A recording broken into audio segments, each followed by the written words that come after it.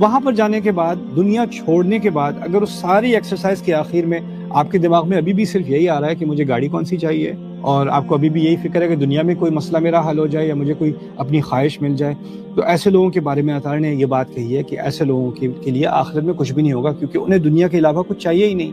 وہ تو چاہتے ہی دنیا والے ہیں، تو انہیں جو چاہیے وہی ملے گا، آخرت تو انہوں نے مانگی نہیں۔ لیکن یہاں پر حسنہ کا لفظ استعمال نہیں ہوا۔ پھر اس سے اب انسان ڈر بھی جاتا ہے کہ اگر میں حج پہ جاؤں تو کیا میں اولاد کی دعا نہ کروں، میں جاب کی دعا نہ کروں، میں کاروبار کی دعا نہ کروں، میں صحت کی دعا نہ کروں، میں دعا نہ کروں کہ اللہ میری شادی والا یہ مسئلہ حل کر دے۔ تو پھر اس کے بعد اللہ نے اس بات کو بیلنس طریقے سے ہمیں سکھایا کہ ہمیں وہ دعا کیسے کرنی چاہیے، اور اس دعا کا اور اس دعا میں فرق کیا ہے۔ اصل میں اس کا مقصد، اس کے مقاصد میں سے یہ ہے کہ پہلے سمجھ لو غلط دعا کون سی ہے، اور پھر سمجھو کہ صحیح دعا کون سی ہے۔ یہ صحیح دعا کیا ہے؟ وَمِنْهُم مَن يَقُولُ رَبَّنَا آتِنَا فِي الدُّنْيَا حَسَنَةً وَفِي الْآخِرَةِ حَسَنَةً وَقِنَا عَذَابَ النَّارِ۔ ان میں سے ایسے لوگ بھی ہیں جو کہتے ہیں ہمارے رب ہمیں اچھا دے اس دنیا میں، حسنہ خوبصورت اور اچھا، وفی الآخرۃ حسنہ اور آخرت بھی اچھا اور خوبصورت دے، وقنا عذاب النار اور ہمیں آگ کے عذاب سے بچا لے۔